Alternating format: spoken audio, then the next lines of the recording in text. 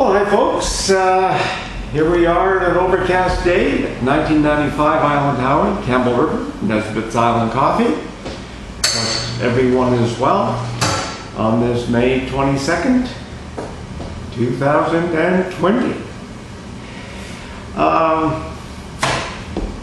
Today I've been thinking that we're on the verge of really being stupid. And I say that collectively. I include myself in that picture. As we look at what's happening sort of worldwide, and I look at and I sort of focus closer to what's happening in North America, and what's happening with the neighbors in the US, and certainly what's happening here, where our government has deteriorated to a prime minister who comes out of his bedroom, makes announcements on his front step, hands out a bag of money here and there, it goes back into his room. And it's sort of intriguing. So today I've put four links on. And I imagine that everybody who's watching this knows all of this, but I think just reviewing these short links, they're just short videos, not by me, but by other people. And by reviewing those, it just might get us really thinking where we're heading and what's going on. And the first one is, of course, the first two are just forms of government. And again, everybody knows what they are, but really, do we? The third one is Socrates. And of course, don't turn up your eyebrows because this is really informative. And then George Orwell finishes it off. And it could really knock some rust out of our locks and get us thinking. I'm talking to a lot of people who are totally excited with maybe we're going to be a socialist government. And people refer to Canada as a good example of socialism in Sweden. And I live in Canada, and socialism sucks. The country is great, but this idea of democracy that we have is sort of an illusion. And again, our prime minister who comes out of his bedroom and talks on the bottom of his step makes decisions without a lot of debate in Parliament. That is a good illusion for you. And you can disagree, and some people do, and they fire at me, and I appreciate that, but that way, by thinking and debating and questioning things, can we change? Then I look down at the states, and a lot of people don't like this statement, but as the states go, so do we. We're hooked at the hip, and if we don't want to think that, what's crazy? The states are our closest neighbor and our best friends. And they're not all brilliant. There are a lot of idiots down there, same as there is up here. But, when I look at the kerfuffle going on down there, I remember Dr. Lewis once said there's, in his theses, that there were four levels that happen to people. And I'm waving at somebody who's come up to the door. We're still closed, so the door's locked. But it's, George Lewis said, what happens in Europe, this is way back, and I might have said this in a video previous to this, but he said there's always was a 10-year lag time, and this was before internet, and this was his doctoral thesis. The 10-year lag time, what happens in Europe 10 years down the road will happen in New York, and then 10 years later it happens in Canada. And as you sort of research and to think about it, that actually happened. And of course today, the time frame is just really sunk to nothing because of internet and instant communication.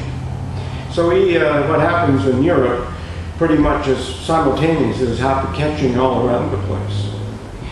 And George Soros is a good example of that. Wherever this guy messes around, there's chaos. And there's a reason for that. He's the henchman of the people who would like to have one world government, who would like to have one world army, who would like to have one world court. And, that sort of mirrored in the East right now with China now moving into Hong Kong. You know, and some of us feel it's not fair to Hong Kong. But shit, man, we're all facing that same way if we don't really give our heads a shit. I think that it is really, really time, you know, for people to sort of really, really consider, to start to think and to do some study, because we all have voting coming up. In the US, November, Canada, ours could happen anytime. Trudeau's numbers are going up, and as soon as he feels he can get a majority, I can see him pulling the pin and trying to get that majority. And how? Well, he sent everybody $2,000 a month, some more, some less. And the people I talk to are excited about that. And I ask them, well, why? They deferred their payments. They're not making their, they don't have to pay for their vehicles because the automotive, the sale of Ford or GM or whatever has sort of let them defer that. They've deferred their mortgage payments because the mortgage lenders let them defer that. If they're renting, they're getting some rent subsidy. They're getting, not working, you're getting money from the government. And of course they're thinking this is, some people, not everybody, but some people think this is the best thing since sliced bread. They're not thinking what deferred really means. They're not looking past the pleasure they're having right now. They're not thinking of all this debt we have got ourselves into, what is going to happen with that. They aren't thinking about that. And it's, like I say, a lot of small businesses in Campbell River have now reopened. Not all of them. Some are still thinking. Now they're telling us there's another wave coming. And of course, I question that as well. Is this a medical theory? Or is this a political plan? Because it's starting to really be confused. Which is it? You know, it's, we're in a scary situation.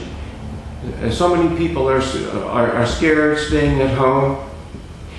And interestingly, we're still getting foreign travelers in through our airports, like Pearson and Vancouver. Where are all these people coming from? Our border is closed for the States for vehicle traffic, but people are still flying in. You know, you wonder, well, how come Ontario and Quebec, how come cases are sort of exploding like they are? Maybe was that one of the reasons? I don't know. And they're telling us there's another wave coming. And there's indications that China has locked itself down again in the northern provinces. Now, do we know that for sure or not? I mean, China has proven they really, really bullshit us a lot. They don't really come clean with that. They're no different than any other government, I suppose. We're always being BS. So I think it's really, for myself, I think it's time for people to really, really think. Forget what you've been taught to think, but think for yourself. Evaluate, look at the situation and evaluate it. I mean, I've talked to some pretty highly educated people in the last couple of days, and their answer is, well, what do you expect? This came out of nowhere. Nobody knew. Who knew what was going to happen? And I said, what do you mean, who knew? A bit of research, people could have figured this out really quickly. I mean, the people who are sort of running the show, the World Health Organization, has blown it so many times. And now they're telling us there's another wave coming. Are we going to believe them? I don't know. But that's what I think we really have to think about.